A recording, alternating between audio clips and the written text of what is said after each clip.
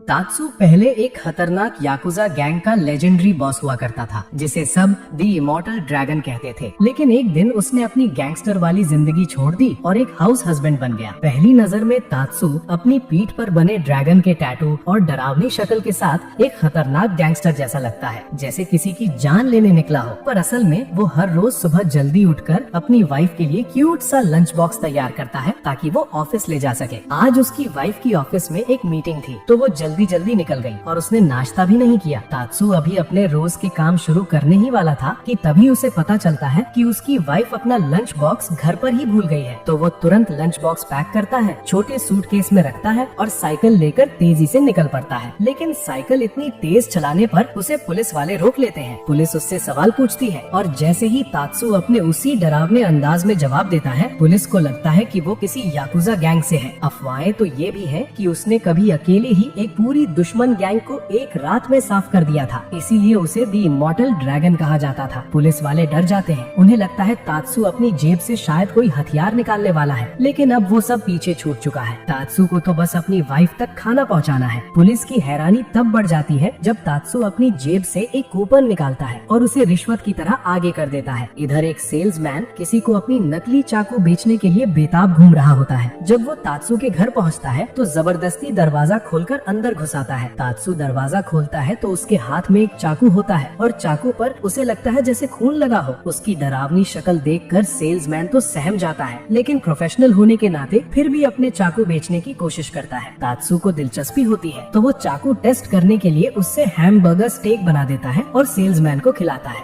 Salesman को खाने का स्वाद इतना अच्छा लगता है कि उसे अपने गाँव की याद आ जाती है और वो ये तक भूल जाता है कि वो तो नकली चाकू बेचने आया था। इसी दौरान एक लड़का मासा, जिसे दुकान से बाहर फेंक दिया गया था, तात्सु का पुराना साथी निकलता है। तात्सु के गायब होने के बाद उनकी गैंग टूट गई थी और मासा हर जगह उसे ढूंढ रहा था। मासा मार्केट में तात्सु को सब्जियां लेते देख लेता है और दौड़कर उसके पास आता है। वो रोता धोता तात्सु को अपनी हालत बताता है और उसे वापस गैंगस्टर बनकर लौटने के लिए कहता है। तात्सु अपने उसी डरावने चेहरे के साथ सिगरेट जलाता है और मासा से कहता है, चल मेरे साथ। मासा सोचता है कि तात्सु शायद उसे फिर से गैंग में ले जाएगा, लेकिन तात्सु उसे कुकिंग क्लास में ले आता है। क्लास में तात्सु रेसिपी तैयार करता है और औरतें उसकी कुकिंग देखकर ताली बजाती हैं। मासा गुस्से में कहता है कि तात्सु गैंगस्टर लाइफ छोड़कर ये सब क्या कर रहा है। तात्सु आराम से कहता है, मैं अब वो जिंदगी नहीं जी सकता। अब मेरे लिए सबसे जरूरी मेरा परिवार है और उसे हिंसा से नहीं बचा सकता। मासा हंसता है और तात्सु की बनाई प्लेट को गिरा देता है। तात्सु एक सेकंड में उसे जोर से थप्पड़ मारता है और कहता है, गंदगी फैलाई है, अब साफ भी तू ही करेगा। एक दिन तात्सु अपनी साइकिल चला रहा होता है, तभी एक बिल्ली बचाने के चक्कर में वो एक कार से टकरा जाता है। कार एक गैंगस्टर की होती है जो सुनामी गैंग से होता है, वही लोग जो तात्सु के दुश्मन थे। हामी गैंगस्टर को लगता है कि तात्सु ने उसे मारने की कोशिश की है और वो अपने ड्राइवर के साथ तात्सु के पीछे पड़ जाता है। भागते भागते तात्सु एक कपड़ों की दुकान में घुस जाता है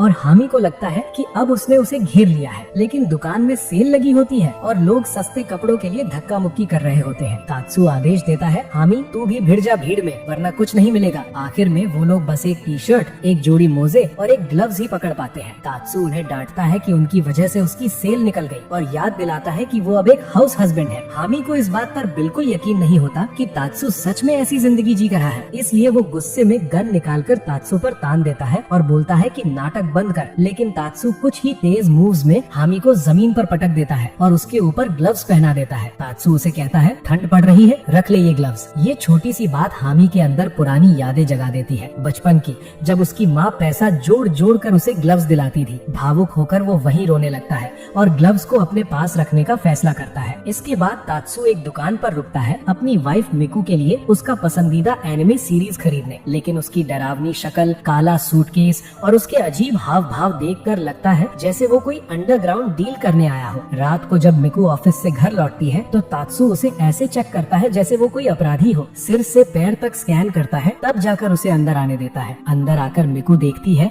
कि पूरा घर सजावट से भरा पड़ा है। तात्सु ने उसका पूरा बर्थडे सेटअप किया होता है, लेकिन पूरा माहौल याकुजा स्टाइल में होता है। यहाँ तक कि जब तात्सु हैप्पी बर्थडे सॉन्ग गाता है तो भी उसका चेहरा इतना डरावना लगता है कि माहौल और भी भूतिया बन जाता है। फिर तात्सु उसे गिफ्ट देता है, वही एनिमे सीरीज जो उसने दिन में खरीदी थी। मिकू खुश तो होती है पर बताती है कि ये सीरीज तो उसके पास पहले से है। ये सुनकर तात्सु खुद से इतना निराश होता है कि कहता है कि उसे अपनी छोटी उंगली काट कर माफी मांगनी चाहिए। मिकू घबरा जाती है और गुस्से में एक मुक्का मार देती है और तात्सु कांच की खिड़की तोड़ते हुए पंछी की तरह बाहर उड़ जाता है। अगले दिन मिकू फोन करके बताती है कि लैंडलेडी घर देखने आने वाली है तो सब कुछ साफ होना चाहिए। तात्सु तुरंत ऑटोमेटिक वैक्यूम क्लीनर निकालता है और उसे काम पर लगा देता है। शुरू में वो मशीन की सफाई देखकर खुश होता है, लेकिन जैसे ही उसे पता चलता है कि मशीन कोनों तक साफ नहीं कर सकती, वो चिल्लाकर मशीन को डांटता है। फिर खुद कोने और बाकी जगहों की सफाई करने लगता है, क्योंकि उसके हिसाब से घर हमेशा चमकदार होना चाहिए। तभी अचानक वैक्यूम क्लीनर उसकी कैट की पूंछ चूस लेता है। बिल्ली डर कर उछल जाती है और वाइन रैक पकड़ लेती है। रैक गिरता है और एक बोतल सीधा तात्सु के चेहरे पर लगती है। इतने में लैंडलेडी घर में आती है और तात्सु को लाल दागों से भरा देख चिल्ला उठती है। तात्सु भी ऐसी बातें बोलता है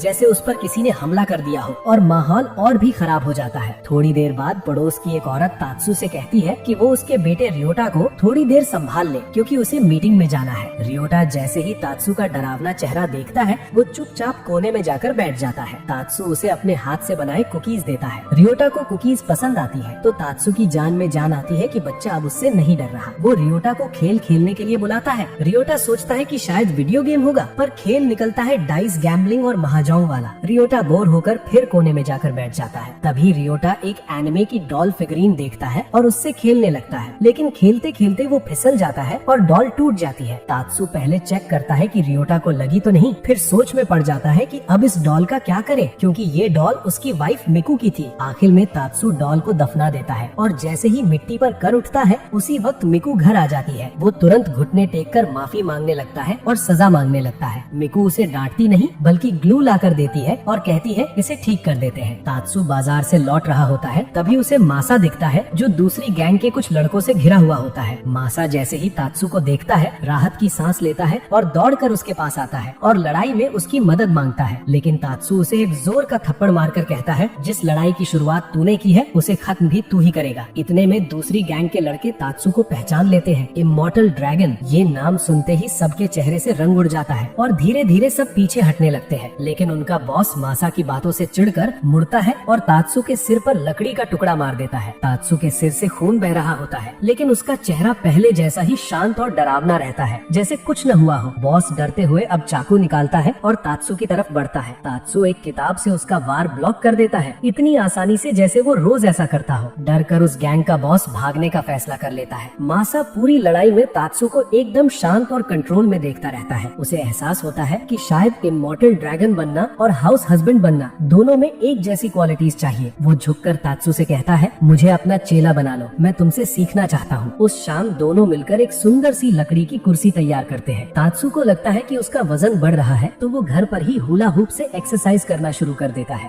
लेकिन उसकी ये हरकत मिकू को डिस्ट्रैक्ट करती है, तो वो उसे डांटती है और उसे एक फिटनेस जिम ले जाती है। जिम में पहुंचकर तात्सु को अपने कुछ पड़ोसी मिलते हैं जो उसे वहाँ देखकर हैरान रह जाते हैं। सब लोग डांस एक्सरसाइज क्लास में जाते हैं और तात्सु भी शामिल हो जाता है। वो सारे स्टेप्स तो कर लेता है, लेकिन उसकी खतरनाक मुस्कान सबको परेशान कर देती है। उन्हें लगता है कि वो ये सब भी किसी डरावनी वजह से कर रहा है। सबके कहने पर तात्सु योगा क्लास में भी जाता है और यहाँ तो सब दंग रह जाते हैं। वो हर योग मुद्रा परफेक्ट तरीके से कर लेता है और हर पोज को अपने पुराने गैंगस्टर टाइम से जुड़े नाम दे देता है। क्लास खत्म होने पर तात्सु सबकी तारीफ करता है और कहता है, अच्छा पसीना निकला, मजा आया। लेकिन जैसे ही वो कपड़े बदलने जाता है, गलती से महिलाओं के चेंजिंग रूम में घुस जाता है। अपनी गलती समझते ही वो जमीन पर सिर पटक पटक कर खुद को सजा देता है और औरतों से कहता है, मुझे पहाड़ पर निर्वासित कर दो। उसकी बेवकूफी भरी बात सुनकर सब औरतें और भी कंफ्यूज हो जाती हैं। एक दिन तात्सु और उसकी वाइफ मिकू शॉपिंग सेंटर जाते हैं। तात्सु एक कर्मचारी से सफेद पाउडर वाला सामान मांगता है तो वो डर जाता है। तभी मिकू साफ करती है, अरे वो फ्लार बोल रहा है, आटा। आगे खरीदारी करते हुए तात्सु मिकू की पसंद की चीजों को लेकर टोकता रहता है। दोनों की बहस देखकर लोग रुककर घूरने लगते हैं। लोगों को लगता है कि कोई याकुजा किसी मासूम पर चिल्ला रहा है, क्योंकि तात्सु की शक्ल वैसे ही डरावनी लगती है। मिकू को एहसास होता है कि तात्सु की ये लुक ही लोगों को गलत फहमी में डाल देती है, तो वो उसे अलग अलग कपड़े पहनने को कहती है। लेकिन तात्सु चाहे जो पहन ले, उसका गैंगस्टर वाला लुक और भी ज्यादा डरावना हो जाता है। आखिर में तात्सु मिकू की बात मानकर अपनी स्टाइल बदलने की कोशिश करता है और मिकू उसकी पिंक एप्रन वाली ड्रेस देखकर खुश हो जाती है। उस पर उसका पसंदीदा कैरेक्टर भी बना होता है। वो तात्सु से पोज देने को कहती है। लोगों की आंखें फटी की फटी रह जाती हैं, लेकिन मिकू को तात्सु का ये नया रूप बेहद प्यारा लगता है। एक बार शॉपिंग करते हुए तात्सु मासा को सिखाता है कि बाजार में सामान कैसे प्लान करके खरीदा खरीदा जाता है। लेकिन रास्ते में मासा एक स्टॉल से स्नैक खरीदने रुक जाता है और स्टॉल चलाने वाला आदमी कोई और नहीं बल्कि टोराजिरो यानी स्टील फिस्ट टाइगर निकलता है, जो टात्सू का याकुजा टाइम का सबसे बड़ा दुश्मन था। टोराजिरो आज भी टात्सू से नफरत करता है क्योंकि टात्सू की वजह से उसकी पूरी गैंग तबाह हो गई थी। जब टोराजिरो जेल में था वहीं उनकी पुरानी दुश्मनी फिर जाग उठी। एक मोड़ पर टात्सू और टोराजिरो एक शोडाउन करने पर तैयार हो जाते हैं, लेकिन ये लड़ाई मारपीट की नहीं होती बल्कि एक कुकिंग कंपटीशन होता है जिसमें दोनों अपनी कुकिंग स्किल्स आजमाते हैं। दोनों एक्स गैंगस्टर किचन में आमने सामने खड़े होकर शानदार डिश बनाते हैं, फिर अपनी अपनी डिश की एकदम परफेक्ट फोटो लेकर इंस्टाग्राम पर पोस्ट करते हैं। 2 घंटे बाद रिजल्ट आता है। टात्सू जीत जाता है क्योंकि उसकी फोटो पर 1 लाइक आ जाता है और टोराजिरो की डिश पर 1 भी लाइक नहीं आता। कुछ दिन बाद टात्सू अपनी वाइफ मिकू के साथ कार खरीदने जाता है। मिकू उन्हें दिखाई जाने वाली हर कार पसंद करती है, लेकिन टात्सू हर कार में कमी निकाल देता है। किसी को कहता है ये शॉपिंग के लिए ठीक नहीं, किसी को कहता है ये बहुत ज्यादा पेट्रोल पीती है। आखिर टात्सू को एक पिकअप ट्रक पसंद आती है, सस्ती, कम तेल खाने वाली और शॉपिंग के लिए बढ़िया। लेकिन मिकू को उसका लुक बिल्कुल पसंद नहीं आता क्योंकि लड़कियों के लिए अपीयरेंस भी उतना ही इम्पोर्टेंट होता है। आखिर में सेल्स लेडी एक ऐसी कार दिखाती है जो देखने में स्टाइलिश है और जिसका ट्रंक बहुत बड़ा है। दोनों को ये कार पसंद आ जाती है, लेकिन जैसे ही टेस्ट ड्राइव का टाइम आता है टात्सू कार को ऐसे चेक करने लगता है जैसे उसमें कोई स्पाई गैजेट लगा हो। टेस्ट ड्राइव शुरू होती है। मिकू उसे याद दिलाती है सड़क पर ध्यान रखो, हर सिचुएशन के लिए तैयार रहो। लेकिन टात्सू एक सिक्योरिटी गार्ड को देखता है और सोच बैठता है कि वो कोई हत्यारा है जो उस पर हमला करने वाला है। वो कार तेज चलाने लगता है। फिर उसे सड़क पार करता एक बुजुर्ग दिखता है और टात्सू को लगता है कि वो भी कोई असैसिन है जो कार पर मिसाइल चलाने वाला है। आखिरकार उसे एहसास होता है कि ये सारी बातें उसकी ओवरथिंकिंग है और वो कार खरीदने का आइडिया ही छोड़ देता है। एक दिन टात्सू मासा के घर जाता है। घर में कपड़ों का ढेर लगा होता है, लगता है महीनों से धुले ही नहीं। मासा सारे कपड़ों को एक साथ वॉशिंग मशीन में डालने लगता है, लेकिन टात्सू उसे एक थप्पड़ मारता है और कहता है ऐसे धोते हैं कपड़े। टात्सू कपड़ों को अलग अलग करके मशीन में डालता है और जिन पर जिद्दी दाग लगे होते हैं उन्हें हाथ से रगड़ रगड़ कर साफ करता है। मासा पीछे खड़ा होकर नोट्स लेता रहता है। कपड़े धुलने के बाद दोनों उन्हें सुखाने के लिए टांग देते हैं, लेकिन तेज हवा के झोंके से एक कपड़ा उड़ जाता है और मासा उसे पकड़ने के लिए भागता है। कुछ महीने पहले मिकू ने टात्सू से कहा था कि घर में पड़े वो गैजेट्स बेच दे जिनका वो इस्तेमाल नहीं करता। तो अब टात्सू एक फ्ली मार्केट में वही गैजेट्स बेचने बैठा है, लेकिन पूरे दिन में एक भी सामान नहीं बिकता। तभी वहाँ कुछ गुंडे आते हैं जो वहाँ बैठे सभी दुकानदारों से पैसा वसूलने लगते हैं क्योंकि ये इलाका उनका चुनावी क्षेत्र है। लेकिन जैसे ही उनका लीडर टात्सू को देखता है उसके पैर कांपने लगते हैं। टात्सू उसे अलग ले जाकर बात करता है। वो उसे गैजेट्स ऑफर करता है, लेकिन वो गुंडा सोचता है कि टात्सू उन गैजेट से उसे टॉर्चर करने वाला है।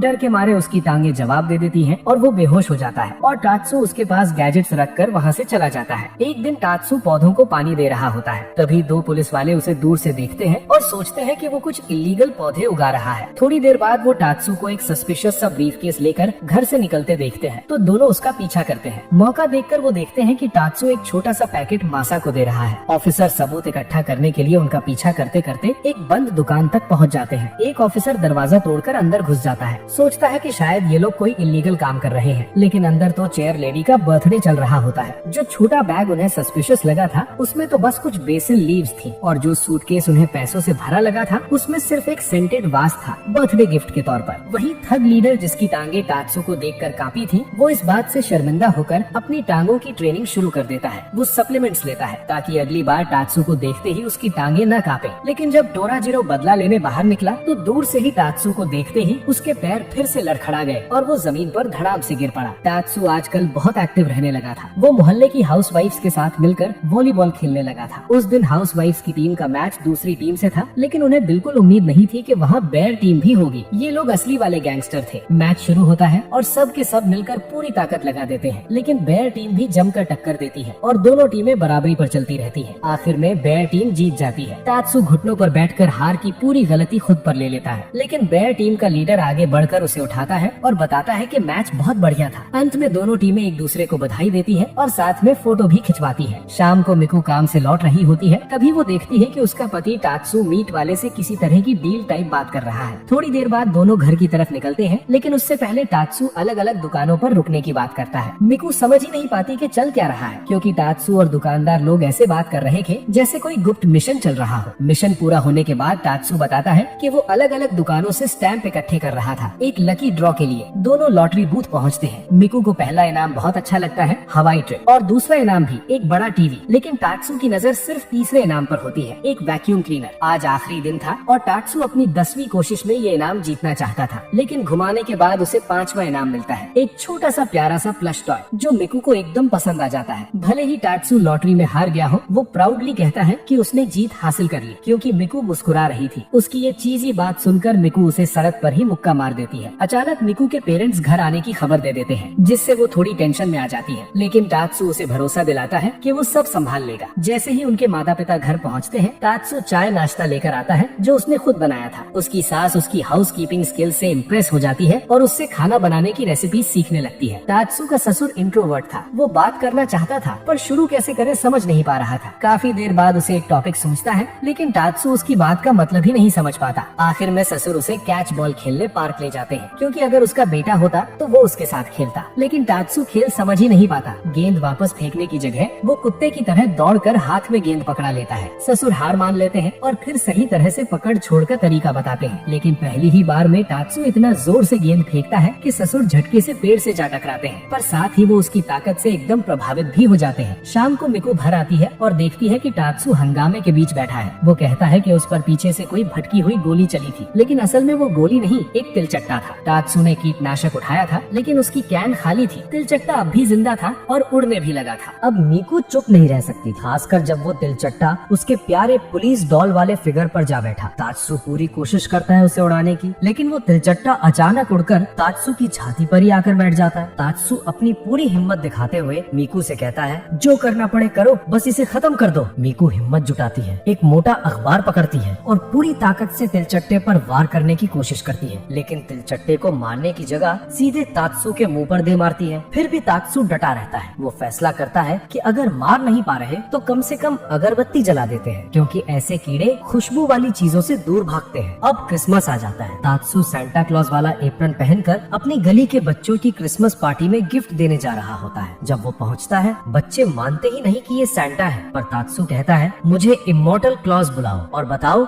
इस साल अच्छे थे या शरारती। अंत में गिफ्ट देने की जगह वो उन्हें जबरदस्त खाना खिलाता है, जो बच्चे बहुत मजे लेकर खाते हैं। रात होते ही टात्सु अलविदा कहता है और अपनी शॉपिंग वाली साइकिल पर लौट आता है। इसके बाद टात्सु पार्ट टाइम नौकरी करने एक कॉफी शॉप पर अप्लाई करता है। पहले ही दिन दो अजीब से कस्टमर आते हैं, दो गैंगस्टर, एक बूढ़ा और एक जवान। बूढ़ा गैंगस्टर अपने जूनियर को तगड़े बनने की सीख दे रहा होता है, लेकिन जैसे ही दोनों टात्सु को पानी सर्व करते देखते हैं, दोनों घबरा जाते हैं, क्योंकि वो एकदम किसी असली गैंगस्टर जैसा दिखता है। फिर टात्सु उनके लिए एक लट्टे बनाता है, जिस पर प्यारा सा बिल्ली वाला आर्ट होता है। जूनियर को ये क्यूट टच पसंद आता है, पर उसका बॉस उसे डांट देता है कि टफ दिखना चाहिए। जब खाने की बारी आती है, जूनियर ऑमलेट राइस ऑर्डर करता है। टात्सु सर्व करता है और ऊपर सॉस से लिखता है गैंगस्टर। थोड़ी देर बाद बॉस एक स्पेशल स्ट्रॉबेरी डेजर्ट ऑर्डर करता है। इससे पता चलता है कि उसे भी क्यूट चीजें पसंद है। डेजर्ट आते ही वो खुद हाथ उठाकर बुलाता है और दोनों बड़ा मजा लेकर सब खाते हैं। कॉफी शॉप छोड़ते वक्त दोनों बेहद खुश होते हैं। इस पार्ट टाइम से कमाई करके टात्सु अपनी पत्नी मिकू के लिए तोहफे खरीदता है। मिकू काम से थकी हुई लौटती है। आज टात्सु उसके लिए एनर्जी बढ़ाने वाला जबरदस्त खाना बनाता है। खाने के बाद वो नींबू और साइट्रिक एसिड से उसके लिए ताज़ा लेमनेड बनाता है, जो थकान में खूब असर करता है। फिर टात्सु उसे आराम देने के लिए मसाज भी करता है, लेकिन ज्यादा पैम्पर होना मिकू को थोड़ा अजीब लगने लगता है। स्ट्रेस तो उसका उतर चुका था, पर वो सब चीजें एक तरफ रखकर सीधे नहाने चली जाती है, क्योंकि उसके लिए वही सबसे तरोताजा करने वाली चीज है। उधर टात्सु खुद को भी वैसी ही मसाज और लेमनेड देकर थोड़ा आनंद ले लेता है। एक दिन जब टात्सु सुपरमार्केट जाता है तो उसकी मुलाकात हिबारी टोरी से होती है, जो उसके पुराने दुश्मन गिरोह की सदस्य थी। वो लेजेंडरी इमॉर्टल ड्रैगन को पहचान लेती है, लेकिन अब दोनों एप्रन पहने देखकर माहौल थोड़ा अजीब सा हो जाता है। टोरी गैंग बिखर गया था तो हिबारी और उसके कुछ साथी सुपरमार्केट में नौकरी करने लगे, लेकिन हिबारी पूरी जिंदगी आराम से रही थी, इसलिए आम लोगों की छोटी छोटी चीजें उसे समझ ही नहीं आती थी, जैसे कैन को सही ढंग से जमाना या सही लेबल लगाना। वो सब उल्टा पुल्टा कर देती थी। आखिर में टात्सु खुद ही कैन ठीक से जमाकर उसकी गलती सुधार देता है। बिलिंग पर हिबारी गलती से टात्सु से एक ही सामान के 2 पैसे ले लेती है। जब टात्सु पोलाइटली बोलता है कि एक बार चेक कर लो, तो उसके साथ खड़े साथी तुरंत लड़ने के मूड में आ जाते हैं, लेकिन हिबारी अपनी गलती तुरंत समझ जाती है। वो माफी मांगती है और बिना देर किए ज्यादा लिए हुए पैसे टात्सु को वापस कर देती है। कुछ दिन बाद मासा टात्सु के घर आता है। उसके दिमाग में एक प्लान होता है टात्सु के लिए सरप्राइज बर्थडे पार्टी करने का। दरवाजा खुलता है तो बाहर मिकू होती है। वो खुद को इंट्रोड्यूस करती है। मासा अपना पूरा बर्थडे प्लान बताता है और मिकू बोलती है कि वो भी वही प्लान पहले से सोच कर बैठी थी। दोनों मिलकर सोचते हैं कि क्यों ना साथ में बर्थडे तैयारियां की जाए। मिकू केक के लिए सामान काटने काटना शुरू करती है, लेकिन लगता है उसने पूरा कटिंग बोर्ड ही काट देना है। वो इतना ज्यादा मैदा डाल देती है कि कटोरे से बाहर गिरने लगता है और ऊपर से कुछ खाना भी जल जाता है। आखिर में रसोई का हाल जैसे किसी तूफान से गुजरा हो। दोनों हार मान लेते हैं। जब तात्सु घर लौटता है तो घर की हालत देखकर हक्का बक्का रह जाता है। वो खुद ही सफाई करना शुरू करता है, सारी सजावट करता है, यहाँ तक कि अपना बर्थडे केक भी खुद बना लेता है। फिर वो अपने अंदाज में एक थोड़े डरावने टोन में हैप्पी बर्थडे सॉन्ग भी गाता है। तब मीकू और मासा अपने अपने गिफ्ट देते हैं। मीकू उसे एक नेकलेस देती है और मासा एक चश्मा। तात्सु दोनों एक साथ पहनकर देखता है और दोनों मान भी लेते हैं कि उस पर दोनों चीजें एकदम फिट लग रही हैं। तभी अचानक तात्सु का पुराना बॉस उससे मिलने आ जाता है। गैंग छोड़ने के बाद ये दोनों की पहली मुलाकात थी। तात्सु बड़े ध्यान से बॉस के कपड़ों पर लगे कुत्ते के बाल हटाता है। फिर बातचीत शुरू होती है। थोड़ी देर में तात्सु बॉस के कुत्ते के लिए एक क्यूट सा स्वेटर निकाल कर देता है। बॉस इतना खुश हो जाता है कि अपने कुत्ते के साथ फोटो खींच लेता है। बॉस असली काम बताने ही वाला होता है कि तभी पड़ोस की कुछ महिलाएं आ जाती है। एक औरत बोलती है, आपके कुत्ते की हालत तो कमजोर लग रही है। तुरंत तात्सु एक्शन में आ जाता है। वो वहीं पर कुत्ते के लिए एक जबरदस्त हेल्दी खाना बना डालता है। कुत्ता मजे से सब खा जाता है। सब खुश हो जाते हैं। आखिर में बॉस उसे वापस गैंग में बुलाने की बात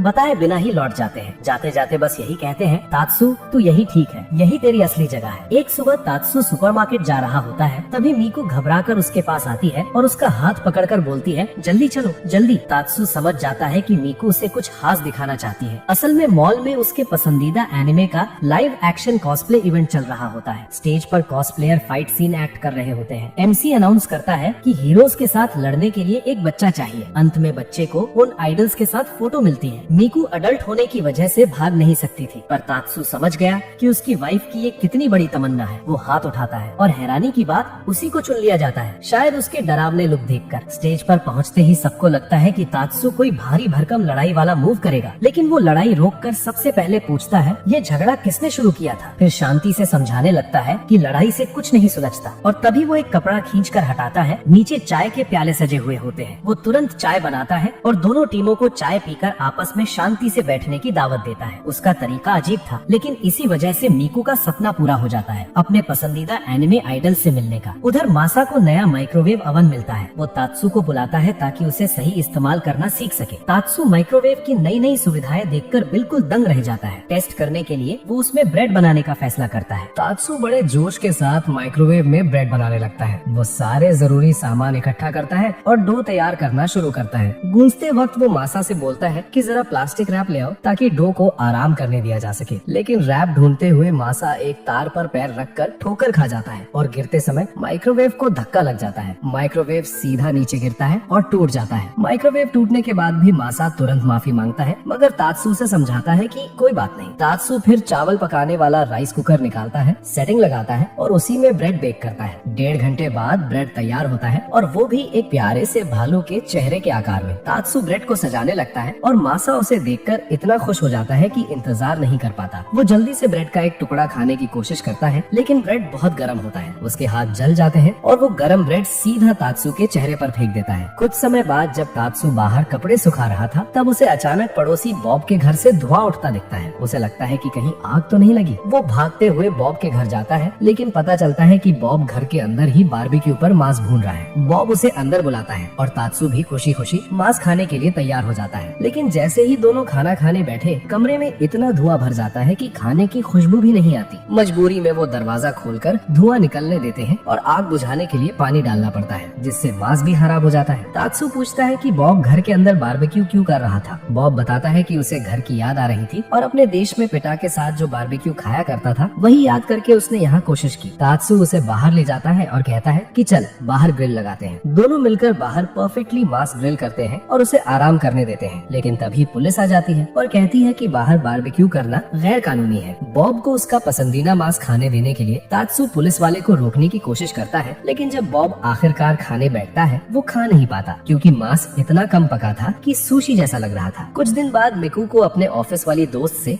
फार्म थीम्ड पार्क के 2 टिकट मिलते हैं। वो तात्सु को चलने को बोलती है। पहले तो तात्सु मना करता है क्योंकि उसे लगता है कि ये जगह उनके उम्र के लोगों के लिए नहीं है, लेकिन आखिरकार वो मान जाता है। दोनों पार्क में घूमते हैं, फोटो लेते हैं, जानवरों को खिलाते हैं, अलग अलग अट्रैक्शंस देखते हैं। जब भूख लगती है तो मिकू खाने की बात करती है। तात्सु हंसते हुए कहता है कि यहाँ खाना बहुत महंगा होता है, इसलिए वो पहले से लंच बनाकर लाया है। मिकू उसे छेड़ती है और कहती है कि उसे तो लग रहा है तात्सु को ये पार्क उससे भी ज्यादा पसंद आ रहा है। थोड़ी देर मस्ती मस्ती के बाद तात्सु मान लेता है कि सच में अंडरग्राउंड वाली जिंदगी में उसने कभी ऐसी जगह नहीं देखी और मिकू की वजह से उसे ये मौका मिला है। दोपहर के लिए उनके और भी प्लान होते हैं, लेकिन तभी बारिश शुरू हो जाती है जो रुकने का नाम नहीं लेती। मायूस होकर दोनों घर लौट आते हैं और उदास मूड में सो जाते हैं। कुछ दिन बाद दोनों बीच पर आराम कर रहे होते हैं। तात्सु पत्थर बांध आंखों पर बांधकर वाटरमेलन स्मैश गेम खेल रहा होता है। वो तरबूज फोड़ देता है, लेकिन खाते ही है कि अचानक एक वॉलीबॉल सीधा उसके चेहरे पर आकर लगती है। तात्सु चौंक जाता है और उसे पता चलता है कि ये वही बेयर टीम है जिसके साथ उसने कुछ दिन पहले हाउसवाइफ्स के साथ मिलकर मैच खेला था। बेयर बॉस पिछली हार को याद करते हुए तात्सु को रीमैच की ऑफर देता है और कहता है कि जब चाहे सामने आ जाना। जब मिकू को ये बात पता चलती है तो वो बिल्कुल भी देर नहीं लगाती और तात्सु को डांट देती है। वो उसे याद दिलाती है कि तू एक मर्द है और उसे तुरंत रीमैच लेने को कहती है। जोश में वो खुद ही तात्सु को खींचकर बेयर टीम के पास ले जाती है और जोर से बोलती है कि इन्हें रीमैच चाहिए। दोनों टीमें फुल जोश में खेलना शुरू कर देती हैं। मिकू खुद को मोटिवेट करने के लिए सर्विंग टेक्निक्स के नाम चिल्लाती रहती है और तात्सु को भी ऐसा करने को बोलती है। जैसे जैसे गेम तेज होता है, अचानक बियर बॉस की एक जोरदार शॉट सीधे मिकू की तरफ आती है। तात्सु समझ जाता है कि उसकी बीवी इसे रोक नहीं पाएगी। वो तुरंत दौड़कर मिकू को ढाल की तरह अपनी बॉडी से बचा लेता है। बॉल अभी जमीन पर गिरी नहीं होती और मिकू, जो हार मानने वालों में से नहीं है, खुद झुककर तात्सु को अपने ऊपर से उछाल देती है ताकि वो आखिरी शॉट लगा सके। जैसे ही तात्सु नीचे गिरने वाला होता है, मिकू उसे अपनी बाहों में पकड़ लेती है। पति पत्नी की इस जुगलबंदी से वो मैच जीत जाते हैं और बियर टीम हैरान रह जाती है। इधर टोराजिरो को एहसास होता है कि उसकी क्रेप वाली दुकान अब नहीं चल रही। ट्रेंड देखते हुए वो सोचता है कि लोगों को अब टैपियोका मिल्क टी चाहिए, तो क्यों ना वही बनाना शुरू कर दे। लेकिन इलाके में टैपियोका बनाना सही तरीके से सिर्फ एक ही इंसान जानता था और वो था तात्सु।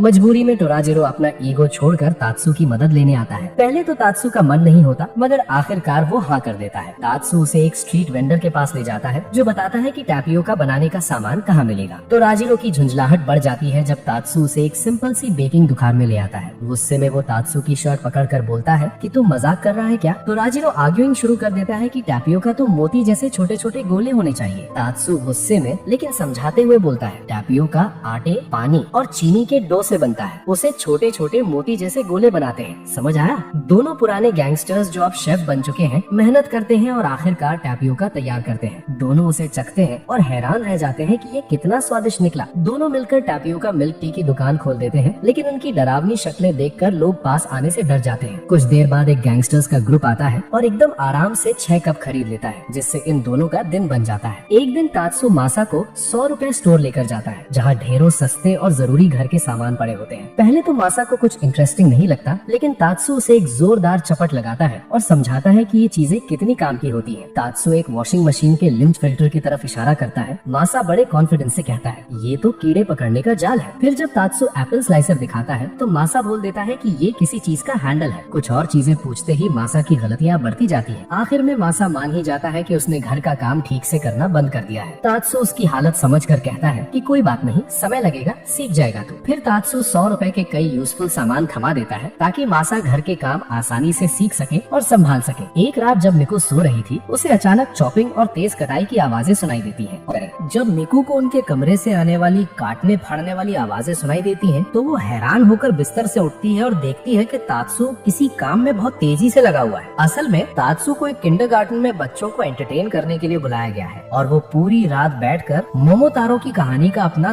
देसी होममेड वर्जन बना रहा था, जो उसने खुद लिखा है। कहानी शुरू होती है, एक था बॉस और एक थी बॉस लेडी। दोनों पति पत्नी बहुत गरीब थे, इसीलिए बॉस रोज पहाड़ों में लकड़ियां काटने जाता था। एक दिन बॉस लेडी एक बड़ा सा पीच लेकर आती है, सोचती है खाने लायक होगा, लेकिन जैसे ही वो उसे खोलती है उसमें से एक बच्चा बाहर आ जाता है। दोनों उस बच्चे को अपना लेते हैं और उसका नाम रखते हैं मोमोतारो। वो उसे पालते हैं, बड़ा करते हैं। तात्सु आगे बताता है कि कैसे मोमोतारो जल्दी जल्दी बड़ा होकर नौजवान बन जाता है और उसी दौरान कुछ डीमंस गाँव में परेशानियां खड़ी करने लगते हैं। मोमोतारो फैसला करता है कि वो इन दुष्टों को सबक सिखाएगा। राह में उसे एक कुत्ता और फिर एक और साथी मिलता है और तीनों मिलकर एक टीम बनाते हैं। वो समुद्र पार करते हुए उस डीमन गैंग के ठिकानों तक पहुंचते हैं और आखिर में जीत जाते हैं। गैंग का लीडर घुटनों पर गिरकर अपनी जान की भीख मांगने लगता है। तात्सु जब कहानी के आखिरी हिस्से पर आता है, जहाँ वो बताने वाला था कि बुरा मास्टर खुद को खत्म कर देता है, तभी किंडरगार्टन की टीचर उसे रोक देती है। वो बोलती है बच्चों के लिए है, थोड़ा चेयरफुल एंडिंग रखो। कुछ देर बाद तात्सु एक कैफे में बैठा हाउसवाइफ्स के ग्रुप से बातें कर रहा होता है। वो अपने पुराने गैंगस्टर दिनों की कहानियां सुना रहा होता है, कितना भारी काम करना पड़ता था, कितने टास्क उसने संभाले थे। लेकिन औरतों को गलतफहमी हो जाती है, उन्हें लगता है कि तात्सु ये सब मिकू के लिए कर रहा था, मतलब मिकू उसे बहुत ज्यादा आदेश देती है। और वो एक खतरनाक सख्त बीवी है। परेशानी और बढ़ जाती है जब अचानक मिकू का फोन आता है। वो तात्सु से उडॉन नूडल्स बनाने को कहती है, वो भी बिल्कुल अपनी पसंद के हिसाब से। तात्सु ने कॉल स्पीकर पर नहीं रखी होती और जब वो हाँ ठीक है कर दूंगा बोलता है तो वो अनजाने में गैंगस्टर जैसी लाइनें बोल देता है, जैसे वो किसी को खत्म करने की बात कर रहा हो। अब हाउसवाइफ्स को पूरा यकीन हो जाता है कि ये कपल किसी को निपटाने की प्लानिंग कर रहा है। तात्सु जाते जाते बस इतना बोलता है कि मिकू ने बोला है कि कुछ पीटना है, जल्दी करना पड़ेगा। हाउसवाइफ्स डर जाते हैं और उसे समझाते हैं कि अगर कोई मुसीबत हो तो उनसे मदद मांग ले। तात्सु डिस्काउंट वाला फ्रोजन मीट खरीदने निकल पड़ता है कि तभी सामने गोटो आ जाता है, जो हियो गैंग का आदमी है जिसे तात्सु ने पहले कभी परेशान किया था। तात्सु सोचता है कि गोटो बदला लेने आया है, लेकिन गोटो माइक निकालकर रैपर बन जाता है और अपने दुख दर्द को रैप में सुनाने लगता है। तात्सु भी बिना देर किए माइक पकड़कर रैप शुरू कर देता है, गोटो के लेवल पर लेवल मिलाते हुए, लेकिन मजाकिया अंदाज में। बस घर के कामकाज पर लोगों की भीड़ इकट्ठा हो जाती है, मगर माहौल तब पलट जाता है जब तात्सु गोटो की शर्ट पर तंज कस देता है कि कितनी भद्दी है, और ये सुनकर गोटो उदास हो जाता है। तब तात्सु को एहसास होता है कि वो ज्यादा बोल गया। वो वहीं मंच पर सभी को चौंकाते हुए गोटो से सच्चे दिल से माफी मांगता है और बोलता है कि चल फिर से शुरू करते हैं, इस बार मीट पर रैप करेंगे। पास की बुचर शॉप वाला कसाई भी भीड़ देखकर बाहर निकल आता है, लेकिन तात्सु अपनी रैप में बुचर पर भी कुछ ज्यादा बोल देता है, जिससे बुचर उसे एक चपेट मार देता है। गोटो तो पहले ही टूट चुका होता है, कुछ बोल नहीं पाता और घुटनों पर बैठ जाता है। आखिरकार बुचर खुद माइक उठाता है और मीट पर गाना गाने लगता है और ये अजीब सी रैप बैटल इसी तरह खत्म हो जाती है। अब मिकू एक बिजनेस ट्रिप पर जाने वाली होती है और तात्सु उससे पूछना शुरू करता है कि क्या वो सब सामान पैक कर चुकी है जो उसे चाहिए। मिकू ने तात्सु को भरोसा दिलाया कि वो ठीक रहेगी और कहा कि आज तुम खुद को आराम दो। उसकी बात दिल से लगाकर तात्सु ने सोचा कि चलो आज अपनी रोज की कड़ी सफाई से थोड़ा ब्रेक लेते हैं, दिन भर कम से कम काम करूंगा, सोचा उसने। रोज की तरह चादर धोने की जगह उसने सेंटेड स्प्रे से उसे ताजा कर दिया और कपड़े भी तह करके रखने की जगह सीधा अलमारी में रख दिए। लंच में उसने घर का बना खाना छोड़कर इंस्टेंट नूडल्स का कप लिया। नूडल्स खाते खाते मासा आया। जब उसे पता चला कि तात्सु आज घर के काम से छुट्टी पर है तो उसने दिखा दिया कि असली आराम क्या होता है। उसने तात्सु को वीडियो गेम खेलने को कहा। बाद में अपने पड़ोसी बॉब को भी बुलाया और उनके साथ किक द कैन खेलने लगा। लेकिन तात्सु, जो आराम के आदत में नहीं था, बोला कि उसे घर जाकर काम करना है, पर मासा ने मना कर दिया और कहा आराम करो। मासा इतना आलसी निकला कि थोड़ी देर में ही सो गया। तात्सु बैठा नहीं रहा, उसकी मेहनती फितरत ने उसे काम करने को मजबूर किया। तभी मासा नींद से जागा और उसने तात्सु को रोक दिया। मासा ने वादा किया कि वो उसे काम नहीं करने देगा, जिससे तात्सु डर गया। फिर आ गया पड़ोस में हैलोवीन का कॉस्ट्यूम कॉन्टेस्ट। मिकू ने कहा कि वो लोग भी हिस्सा ले। जब तात्सु ने सुना कि दूसरे नंबर के इनाम में पूरे साल के लिए चावल मिलेगा तो वो उत्साह से भर गया और हामी भर दी। तैयारी शुरू हुई और पता चला कि बाकी गैंग के लोग भी उसी चावल के इनाम के लिए कमर कस रहे हैं। मिकू का ध्यान था पहले नंबर के इनाम हॉट स्प्रिंग ट्रिप पर। हैलोवीन फेस्टिवल शुरू हुआ। टोरी परिवार ने एक तेज टाइपिंग गेम से शुरुआत की। बड़ी बहन टोरी की स्पीड इतनी तेज थी कि लग रहा था टंजरिन सीजन खत्म हो जाएगा उससे पहले। फिर टोराजीरो ने कई बार चाकुओं से मारे जाने वाले शिकार का कॉस्ट्यूम पहना। उसकी भयानक शक्ल देखकर उसे स्टेज से हटा दिया गया। मासा देर से पहुंचा, इसलिए उसे आगे नहीं बुलाया गया। फिर आए तात्सु और मिकू कद्दू के कपड़े पहने हुए। स्टेज पर उन्होंने कद्दू के आकार के कुकीज बनाए। यहाँ तक कि जजेस को कुकीज देकर मनाने की कोशिश भी की, पर जीत उनसे दूर रही। अंत में 9वें कंटेस्टेंट, एक प्यारी सी छोटी लड़की जो चमगादड़ के कपड़े में थी, उसने पुरस्कार जीत लिया। गैंग के किसी भी सदस्य को दूसरा स्थान नहीं मिला। तात्सु और मिकू ने फैसला किया कि अब बुफे में जाकर खाना खाते हैं। तात्सु ने ठाना के पूरे पैसे का पूरा फायदा उठाएंगे। उसने ध्यान से सोचा कि कब क्या खाना चाहिए ताकि पेट जल्दी भर ना जाए। पर जब बुफे पहुंचा और खाने की भरमार देखी तो सारे प्लान धरे के धरे रह गए। टेबल पर तरह तरह के व्यंजन सजाकर उसने हर एक का मजा लिया। पेट भरा होने के बावजूद मिठाई का मोह नहीं टला। अचानक मिठाई वाले स्टॉल पर तात्सु की मुलाकात टोराजीरो से हो गई। दोनों ने मस्ती में मिठाई के टुकड़े पाने को लेकर झगड़ा किया, पर दुर्भाग्य से मिठाई पसंद आंटियां सब खा गईं और उनके हिस्से में कुछ भी नहीं आया। वापस टेबल पर लौटते हुए मिकू ने एक मिठाई का प्लेट निकाला जो उसने पहले से ले रखा था और तात्सु को खाने के लिए कहा। तात्सु की आंखों में खुशी के आंसू आ गए। फिर मिकू के मम्मी पापा आए और साथ में कुछ राशन भी लाए। मिकू के पापा ने तात्सु से पूछा कि हम सब मिलकर हॉट पॉट बना सकते हैं। तात्सु ने खुशी खुशी हाँ कर दी। जैसे ही तात्सु रसोई में जाकर खाना बनाने वाला था, उसके ससुर ने कहा तुम आराम करो, मैं खुद संभाल लूंगा। पर बात यह है कि तात्सु का ससुर रसोई में थोड़ा फिसड्डी निकला। सब्जियां काटते काटते उन्होंने कटिंग बोर्ड के साथ ही सब्जियां काट डाली और पूरा किचन बिगाड़ दिया, बिल्कुल मिकू की कुकिंग स्टाइल जैसे। सब्जियां धोने की कोशिश में पानी हर जगह छिटक गया, जिससे तात्सु की चिंता बढ़ गई। तात्सु ने समझाया कि वो तो रहने ही वे, लेकिन तभी मिकू किचन में आई। आस्ती ने ऊपर चढ़ाई और अपने पापा के साथ खाना बनाने लग गई। ये जोड़ी किचन में तो जैसे तूफान ले आई। दोनों ने बड़े बड़े मांस के गोले बनाए और सीधा हॉट पॉट में डालने का मन बनाया। तात्सु घबराकर बीच में कूद पड़ा और समय रहते उन्हें रोक दिया। तभी जब लग रहा था कि और भी बेवजह की चीजें हॉट पॉट में डाल दी जाएंगी, मिकू की माँ भागती हुई आई और सबको बचा लिया। उसकी वजह से ना तो हॉट पॉट खराब हुआ, ना ही किचन, और तात्सु अपनी सास की तारीफ किए बिना रह नहीं पाया।